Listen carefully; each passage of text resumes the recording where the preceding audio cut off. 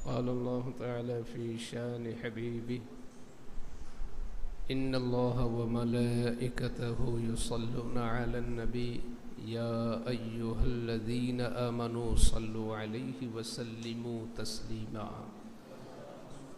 صلى الله على النبي الأمي وآله صلى الله تعالى عليه وسلم صلى الله تعالى عليه وسلم. أعوذ بالله من الشيطان الرجيم. بسم الله الرحمن الرحيم. ويسألونك ماذا ينفقون قل العفو كذلك يبين الله لكم الآيات لعلكم تتفكرون في الدنيا والآخرة. ويسألونك عن اليتامى قل إصلاح لهم خير وإن تخالطوهم فإخوانكم والله يعلم المفسد من المصلح ولو شاء الله لأعنتكم إن الله عزيز حكيم.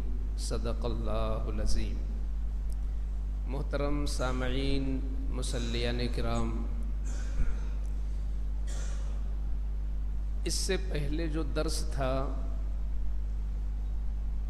اس میں دو چیزوں کا بیان گزرا ہے.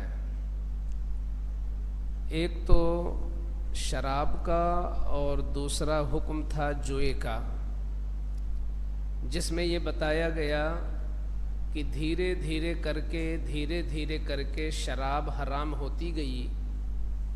پہلے یہ بتایا گیا کہ وقتی طور پر اس میں کچھ تم کو نفع دکھتا ہے مگر اس کا جو نقصان ہے وہ زیادہ ہے، یہ پہلے کہا گیا.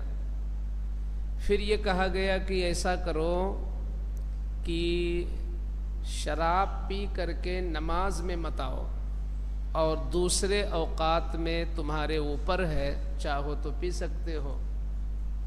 پھر اس کے بعد اور زمانہ گزرا جب شراب کی پریشانیاں اور اس کی دشواریاں اور ظاہر ہوئیں دنیا کے اندر، تو پھر بالکل حرام کر دیا گیا، یعنی حرام قطعی، کہ اس کا ایک قطرہ بھی اگر پیٹ میں ہے تو 40 دن تک ہماری دعا نہیں قبول ہو سکتی ہے، اتنی منحوس چیز. تو پچھلی آیت میں یہ بتایا گیا کہ اللہ ایسا حکیم ہے کہ کوئی بھی چیز جس کی قوم عادی ہو جاتی ہے تو اللہ تعالیٰ کی حکمت یہ ہے کہ دھیرے دھیرے اس چیز کی لت اور اس کی علت اور اس کی عادت کو اللہ چھڑاتا ہے. تو وہی قوم جو صبح و شام شراب پیتی تھی، ہر وقت شراب پیتی تھی، جب اللہ تعالیٰ کا یہ حکم آ گیا تو پھر انہی لوگوں نے اپنے میٹکوں کو اور اپنی شرابوں کو نالیوں میں بالکل پھینک دیا. اور مولا علی رضی اللہ تعالیٰ عنہ نے فرمایا کہ مجھ کو شراب سے اتنی نفرت ہے کہ اگر کسی سمندر میں ایک قطرہ گر جائے اور پھر وہ سارا سمندر کا پانی سوکھ جائے اور پھر اس سمندر کی زمین سے گھاس نکلے تو میں اس گھاس کو بھی اپنے گھوڑے کو کھلانا پسند نہیں کروں گا، کیونکہ اس میں سمندر تھا اور سمندر میں ایک قطرہ شراب گرا تھا. آپ اس سے اندازہ لگا سکتے ہیں کہ کس قدر ان کو نفرت تھی شراب سے. اب آج جو آیت کریمہ ہے اس میں یہ ہے کہ اللہ تبارک و تعالی نے اپنے حبیب صلی اللہ تعالی علیہ وسلم کو بذریعہ وحی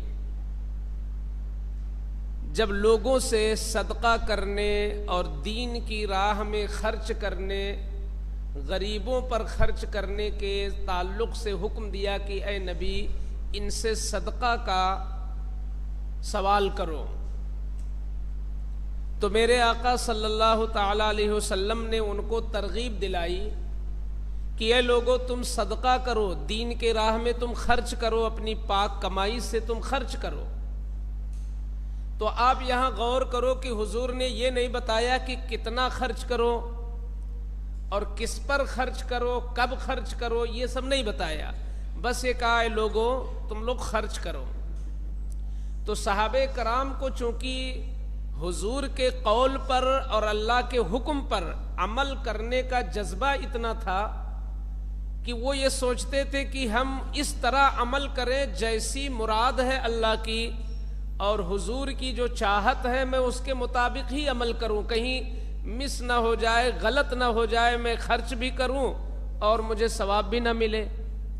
تو اس لیے پلٹ کر صحابہ نے خود ایک سوال کیا کہ یا رسول اللہ صلی اللہ علیہ وسلم ہم لوگ کتنا خرچ کریں، کتنا اپنے مال میں سے نکالیں، کتنے پرسنٹ؟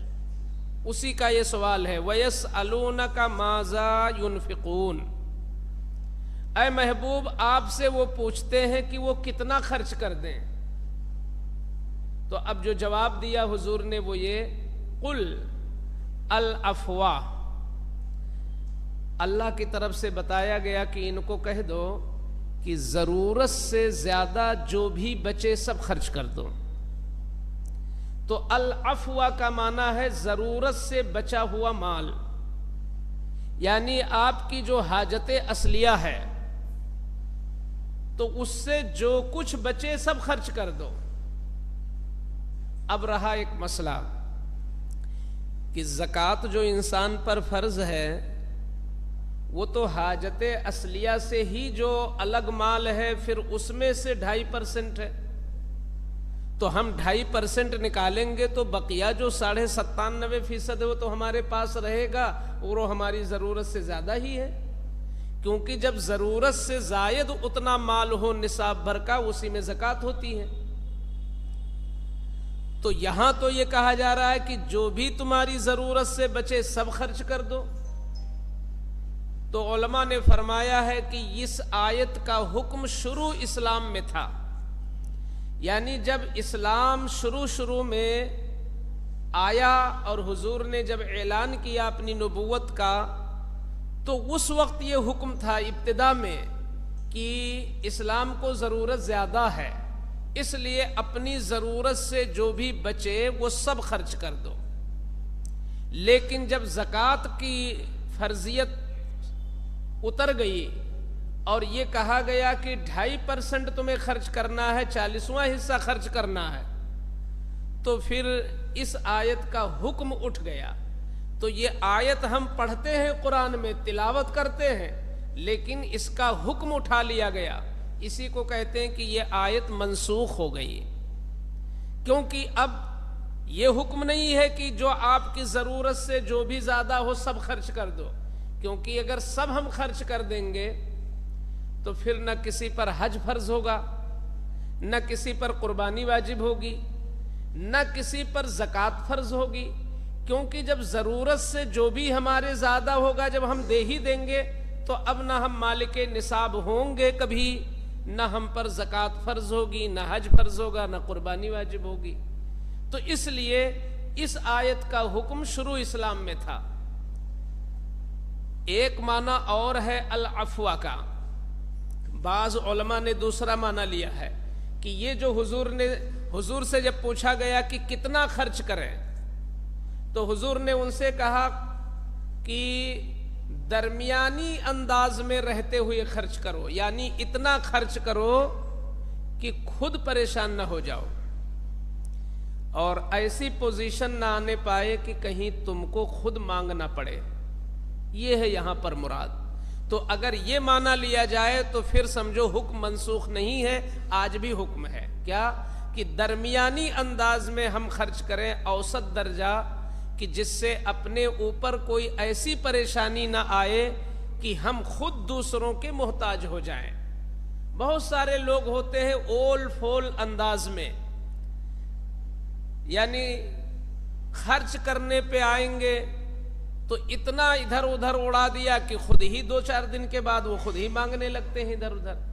ایسا جاہلوں میں بہت دیکھا گیا، ان پڑھ لوگوں میں اس چیز کا مشاہدہ کیا گیا کہ وہ نام و نمود کے لیے، کبھی دکھاوے کے لیے اتنا زیادہ خرچ کر دیتے ہیں کہ پھر وہ خود ہی محتاج ہو جاتے ہیں۔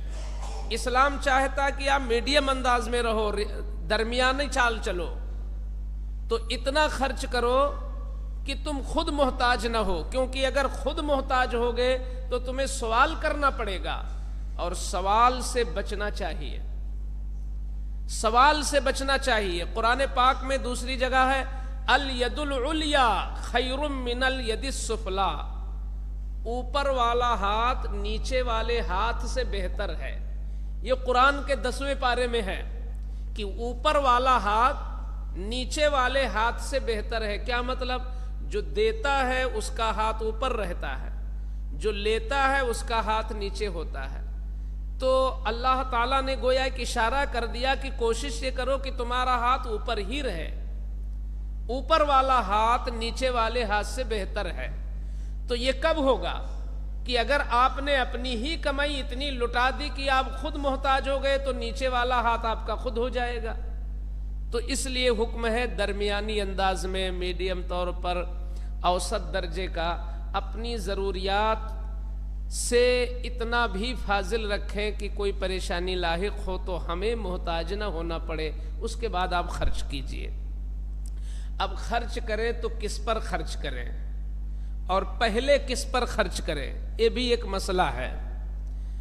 تو یہاں پر قرآن کی اس آیت میں نہیں بتایا گیا کہ خرچ کرنے کی شروعات تم کو کہاں سے کرنی ہے، تو اس کا سراغ ملتا ہے حدیث رسول سے، کیونکہ حضور کی جو حدیثیں ہیں وہ قرآن کی شرح ہے، قرآن کی وضاحت حدیث سے ہوتی ہے۔ تو ایک جگہ ایک بار میرے آقا صلی اللہ تعالی علیہ وسلم کی بارگاہ میں ایک صحابی پہنچے۔ آپ دیکھیں، اس حدیث کو سنیں اور یہ پتہ لگائیں کہ ہم خرچ کرنے میں شروعات کہاں سے کریں۔ یہ کئی کتابوں میں موجود ہے یہ حدیث۔ صحابی پہنچے بارگاہ رسول میں اور عرض کرتے ہیں، یا رسول اللہ، میرے پاس 1 دینار ہے، میں کس پر خرچ کروں؟ تو میرے آقا صلی اللہ علیہ وسلم نے فرمایا، اپنے اوپر خرچ کر۔ اگر 1 ہی دینار ہے تو اپنے اوپر خرچ کرو، کیونکہ دوسرے سے زیادہ حقدار تمہارا جسم ہے، تمہاری جان، تمہارے نفس کا حق تم پر زیادہ ہے، جاؤ اپنے اوپر خرچ کرو۔ پھر وہ آئے اور کہنے لگے، یا رسول اللہ، 1 دینار اور ہے۔ تو حضور نے فرمایا کہ اب اپنے بچوں پر خرچ کرو۔ پھر وہ آئے کچھ دن کے بعد، کہتے ہیں، یا رسول اللہ صلی اللہ علیہ وسلم، 1 دینار اور ہے۔ تو حضور نے فرمایا، اب اپنی بیوی پر خرچ کرو۔ پھر وہ آئے، یا رسول اللہ، 1 دینار اور ہے۔ تو کہتے ہیں، اب اپنے خادم پر خرچ کرو، جو تمہاری خدمت کرتا ہے، تمہارے آگے پیچھے رہتا ہے، اپنے خادم پر خرچ کرو۔ پھر اگر تمہارے پاس ہو تو تمہاری ثواب دید ہے، جس پر چاہو خرچ کرو۔ یہ ایک حدیث میں فرمایا گیا۔ تو اس کا یہ مطلب نہیں کہ اب چوتھا نمبر کسی کا بھی ہو سکتا ہے۔ یہاں سے ہم کو ایک قانون مل گیا، قانون یہ مل گیا کہ انسان کو اپنے اوپر سب سے پہلے اپنے کو دیکھنا ہے، سب سے پہلے اپنے اوپر خرچ کرنا ہے۔ اس میں ہم لوگ کبھی کبھی خطا کر جاتے ہیں۔ خطا اس طور پر کر جاتے ہیں کہ خود اچھا کھانا نہیں کھاتے، جمع کرنے کے لیے، بٹورنے کے لیے، کس لیے؟ اولاد کے لیے۔ تو جب آپ کو زندگی ایک ہی ملی اور ضرورت تھی، آپ کی باڈی چاہتی تھی کہ آپ کی غذا اچھی ہو، آپ کو طاقت ملے اور آپ کو پریشانی نہ لاحق ہو، لیکن پھر بھی آپ نے اپنے آپ کو مارا، وقت سے پہلے اپنے آپ کو آپ نے مارا، تو یہ آپ گویا شرعی قانون سے ہٹ رہے ہیں۔ ایک حدیث میں فرمایا گیا، تمہاری آنکھوں کا تم پر حق ہے، تمہارے کانوں کا تم پر حق ہے، تمہارے ہاتھ کا تم پر حق ہے۔ کیا مطلب؟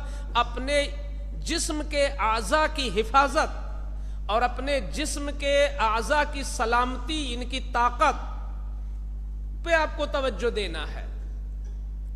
تو اس لیے اپنے اوپر خرچ کا بھی جذبہ ہونا چاہیے. اولاد کو بڑا بنانے کے لیے یا اولاد کو ترقی دینے کے لیے ہم اتنا غلو نہ کر جائیں کہ ہم اپنی ہی زندگی کو ادھوری کر ڈالیں. شرعی دائرے میں رہتے ہوئے اولاد سے زیادہ آپ کا آپ کے اوپر حق ہے، دوسرے نمبر پر اولاد ہیں.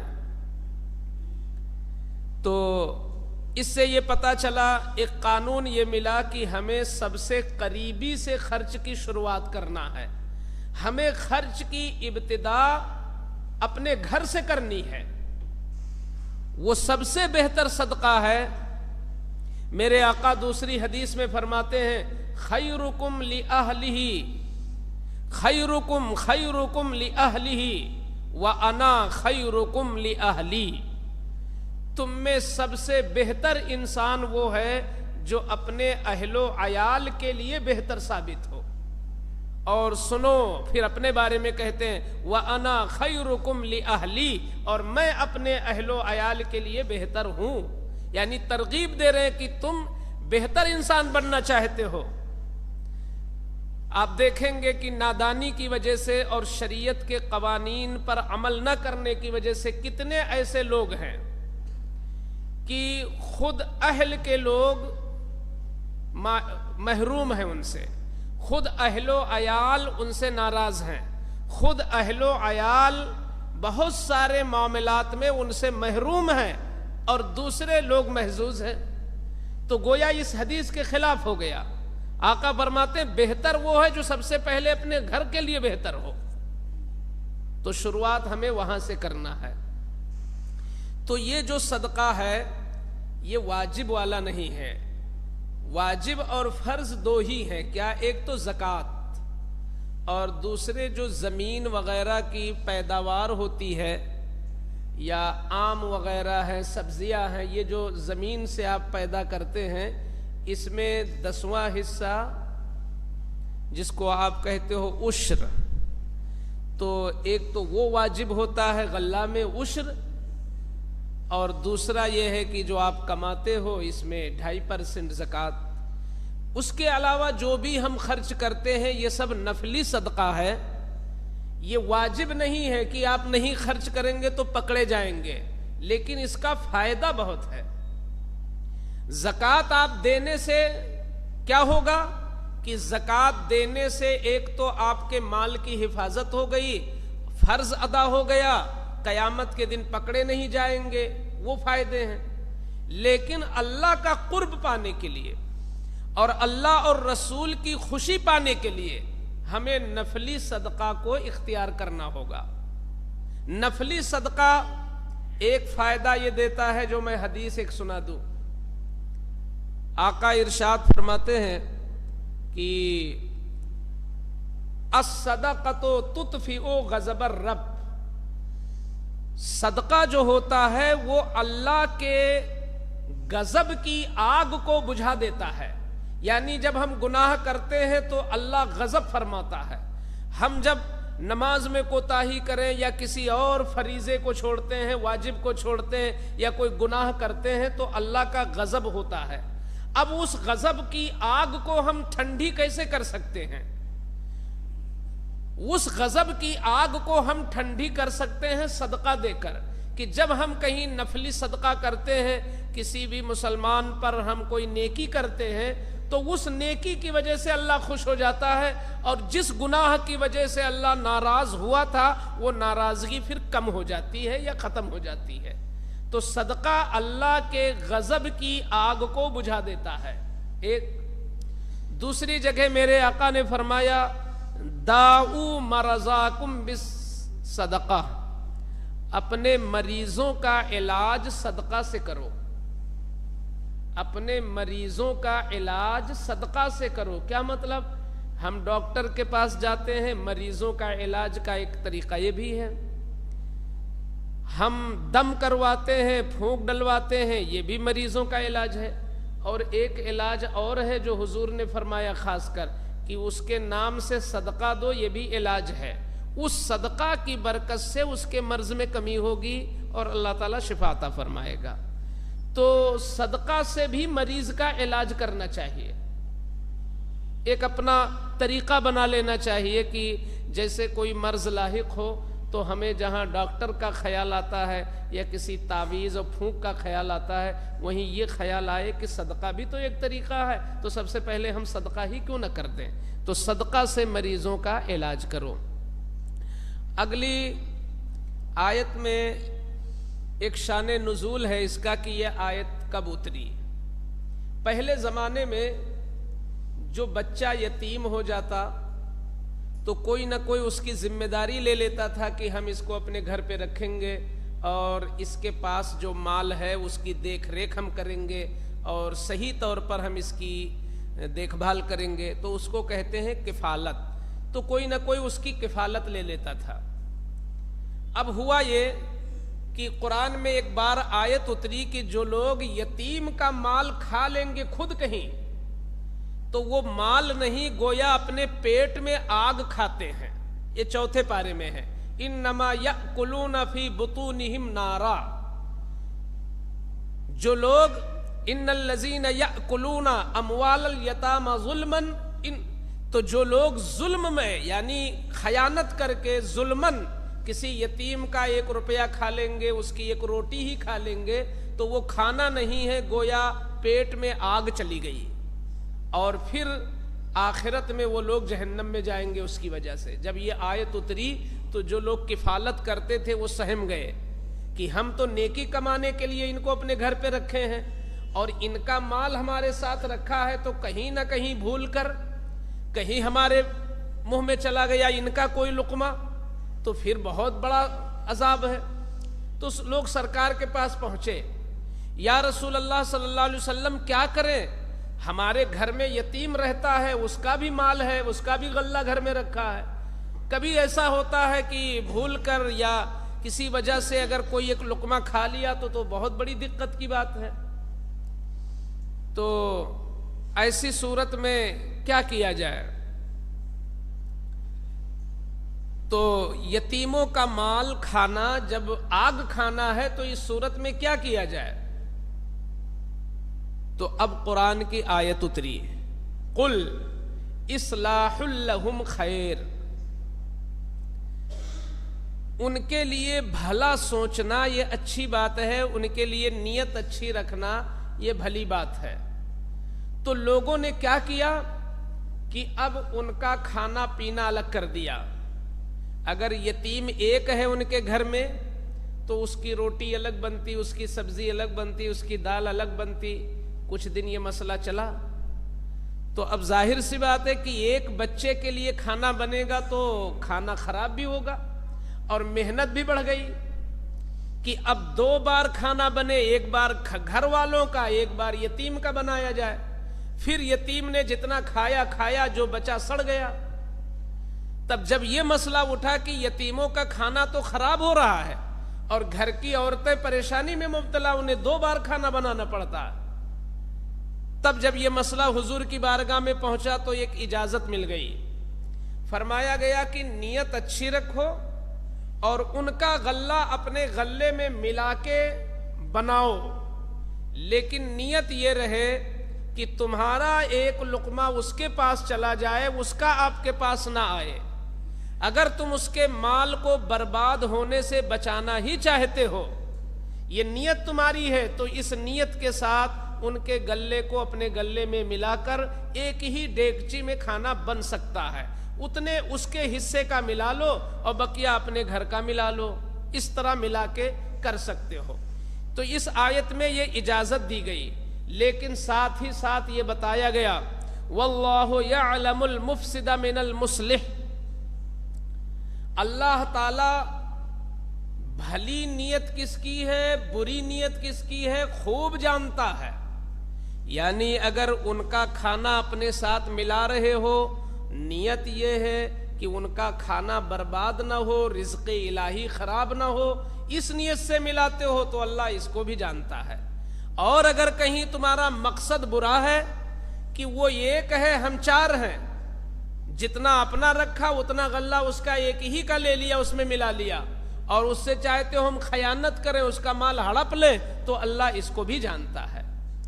تو اس سے ایک سبق یہ مل گیا کہ حسن نیت کے ساتھ یتیم کے مال کو اپنے ساتھ ملایا جا سکتا ہے، بلکہ اس کے مال کو اپنے مال میں ملا کر تجارت بھی کی جا سکتی ہے، بس نیت کی سچائی باقی رہنی چاہیے۔ یہ اب دوسرے مقام پر بھی ہو سکتا ہے، دوسرے معاملات میں بھی اس کو آپ لے کے جا سکتے ہیں کہ حسن نیت کے ساتھ آپ یتیم کے علاوہ کسی اور کا بھی آپ مال ملا سکتے ہیں، اور اس مال میں آپ کی نیت فساد کی نہ ہو، خیانت کی نہ ہو، بس بندہ اگر اس پر نظر رکھے کہ میرا مولا جانتا ہے اور اللہ ظاہر باطن، بلکہ جو سوچ آپ کے اندر پیدا ہوئی اس سوچ کو آپ نے بعد میں جانا، اللہ پہلے جانتا ہے، وہ آپ کے دلوں کی دھڑکن کو بھی جانتا ہے، یہاں تک کہ اس کی عطا سے رسول اللہ جانتے ہیں، النبی اولا بالمؤمنین من انفسہم، کہ نبی مومنین کی جان سے بھی زیادہ قریب ہے، ہماری جان ہم سے جتنی قریب نہیں اتنا مصطفیٰ ہم سے قریب ہے۔ تو جس بندے کی نیت کسی بھی مسئلے میں اللہ رسول کی رضا ہوگی اور اس کا یہ ایمان ہوگا کہ اللہ دیکھ رہا ہے، تو پھر خیانت کا کوئی سوال ہی نہیں ہوتا ہے۔ ہمیں اور آپ کو چاہیے کہ ہم کسی بھی مسئلے میں خیانت سے بچیں، بری نیت سے بچیں، اور حسن نیت کی زیادہ سے زیادہ کوشش کریں۔ ایک صاحب نے ہم سے بتایا کہ آپ اچھے تو دوسرا بھی اچھا، ہم اپنے من کو اتنا اجلا کر لیں اور اپنی سوچ کو ہم اتنی ستھری بنا لیں کہ دوسرا بھی ہمیں اچھا ہی نظر آئے۔ آپ اس منزل پر آنے کی کوشش کریں، نیت بہت بہتر ہونی چاہیے، اس کی برکتیں بہت ملتی ہیں۔ آپ لوگ مثلاً یہ درس میں آئے تو ایک تو یہ ہے کہ امام صاحب قبلہ نے ماشاءاللہ اعلان کیا، آپ کو ترغیب دی، شوق دلایا، آپ حاضر ہوئے۔ اس میں چاہیں تو اور نیت کو اور بڑھا لیں کہ میری وجہ سے اضافہ ہوگا سامعین میں، تو سامعین میں اضافہ ہوگا تو درس کی عظمت اور درس کی رونق اور بڑھے گی، تو اس سے اور مومنین قریب ہوں گے۔ یہ نیت بڑھا لیا آپ نے تو اپنا جو ثواب ملنا تھا وہ ملا ہی، ایک ثواب آپ کو اور مل گیا اس میں۔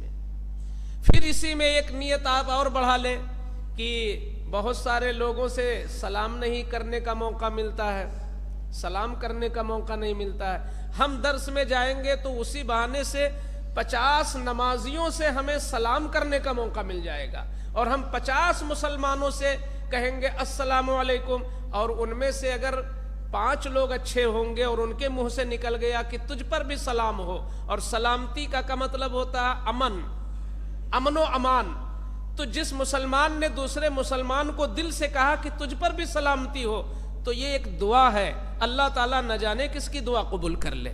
تو یہ ایک نیت آپ بڑھا سکتے ہیں۔ پھر اسی میں ہم کسی کی خیریت نہیں پوچھ پاتے، ہم درس میں بیٹھیں گے اور بعد میں نکلیں گے 2 منٹ کسی سے بات کر لیں گے، اس کی خیریت لے لیں گے، اس نیت کا الگ آپ کو ثواب مل گیا۔ تو نیتوں کا بہت بڑا، یہاں تک کہ حدیث میں فرمایا گیا عمل سے بہتر نیت ہے، عمل سے بہتر نیت ہے، کیونکہ عمل جو آپ کرو گے ایک وقت میں ایک ہی عمل کرو گے، اور نیت کا مسئلہ یہ ہے کہ ایک ہی وقت میں آپ 50 چیزوں کی نیت کر سکتے ہو۔ اللہ تعالی ہمیں حسن نیت کی توفیق عطا فرمائے۔ بسم اللہ الرحمن الرحیم، صلی اللہ علی النبی وآلہ صلی اللہ تعالی علیہ وسلم۔ یا رب العالمین، اس محفل درس کو قبول فرما لے۔ یا اللہ کریم، جتنے ہمارے مومن بھائی، مسلمان بھائی یہاں اکٹھا ہیں، میرے مولا کریم، اس پورے درس میں کوئی لفظ اگر مقبول ہے تو میرے مولا سب کی شرکت کو قبول فرما لے۔